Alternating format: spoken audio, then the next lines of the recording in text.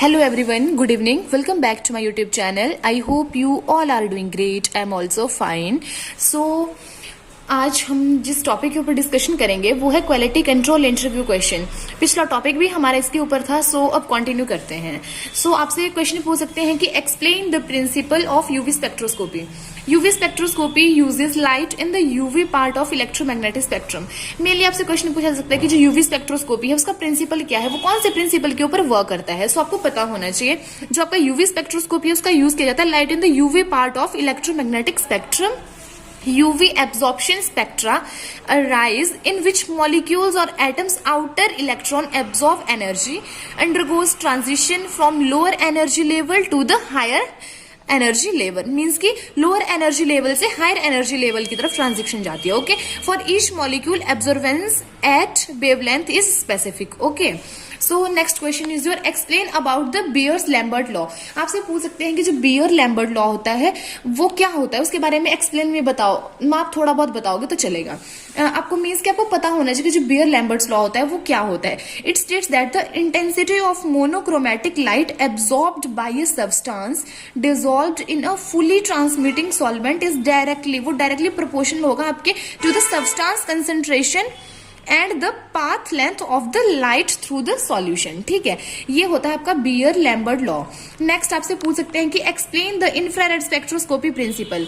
जो आपकी infrared spectroscopy का प्रिंसिपल क्या है, जो आईआर होती है, आईआर स्पेक्ट्रोस्कोपी का प्रिंसिपल क्या होता है, तो आपको ये भी पता होना चाहिए। When a molecules absorb the infrared radiation, it vibrates and gives rise to packed IR absorption spectrum. This IR spectrum is specific for energy different molecules absorbing the IR radiation useful for its identification के लिए। ठीक है, तो वो आपका principal है आपके किसका, IR का, मीन्स की इंफ्रारेड स्पेक्ट्रोस्कोपी का।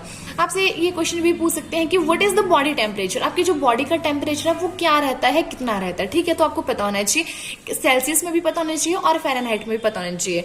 37 डिग्री सेल्सियस होता है आपकी बॉडी का टेम्परेचर। अगर हम फ़ारेनहाइट की बात करें तो वो होता है 98.6 degree Fahrenheit. Okay, next question is your define pH. आपको पीएच के बारे में पता होना चाहिए, या आपसे ये पूछ सकते हैं कि ब्लड का पीएच कितना होता है, या किसी भी मॉलिक्यूल किसी का भी आपसे पूछ सकते हैं। ठीक है, तो पीएच क्या होता है, negative logarithm of hydrogen ion concentration. ठीक है, ये हो गया आपका पीएच। एंड जो आपका ब्लड है, ब्लड का पीएच कितना होता है ये आपको पता होना चाहिए, 7.35 टू 7.45 होता है आपके ब्लड का पीएच। आपसे पूछ सकते हैं कि expand LCMS, HPLC, UPLC, TLC and GC, तो आपको ये भी पता होना चाहिए।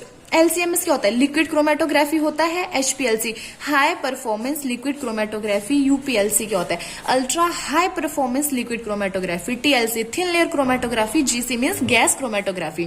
क्योंकि ये जो क्रोमेटोग्राफी होती है इसका जो मेन यूज होता है वो आपकी क्यूसी लैब में किया जाता है। ठीक है, what is the HPLC principle. आपको एचपीएलसी की प्रिंसिपल के बारे में भी पता होना चाहिए, क्योंकि जो एचपीएलसी होती है वो एक मेन इंस्ट्रूमेंट है आपके क्यूसी का, तो उसके बारे में भी आपको थोड़ी बहुत नॉलेज होनी चाहिए। ये भी आपसे क्वेश्चन पूछ सकते हैं। अगर आप फ्रेशर हो तो ज्यादा नहीं तो थोड़ा बहुत तो आपको पता होना ही चाहिए एचपीएलसी के बारे में। Means high performance liquid chromatography का जो प्रिंसिपल होता है वो क्या होता है। ठीक है, it is the technique used for separating the mixture. Means HPLC में होता है क्या, उसमें क्या करोगे, सेपरेटिंग होती है।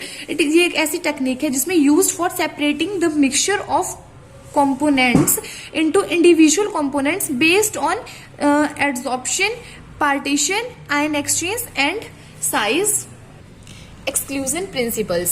जो आपका स्टेशनरी फेज होता है एंड मोबाइल फेज उसमें होता है यूज्ड इन इट। उसमें आपका स्टेशनरी फेज और एक मोबाइल फेज होता है, उसका यूज किया जाता है। HPLC used for identification. उसमें क्या करोगे, आइडेंटिफिकेशन होती है, quantification and purification of components from a mixture. So ये आपका प्रिंसिपल है किसका, एचपीएलसी का। ये इसके बारे में आपको पता होना चाहिए। आपसे और भी क्वेश्चन पूछ सकते हैं, जैसे एक्सप्लेन एचपीएलसी इंस्ट्रूमेंटेशन। ये मैं आपको नेक्स्ट टॉपिक में क्लियर करूंगी। सो आज का टॉपिक कितना सही था। आई होप ये वीडियो आपको अच्छा लगा होगा। अगर वीडियो अच्छा लगे तो वीडियो को लाइक करना, शेयर करना और चैनल को सब्सक्राइब करना ना भूलें। Thank you so much.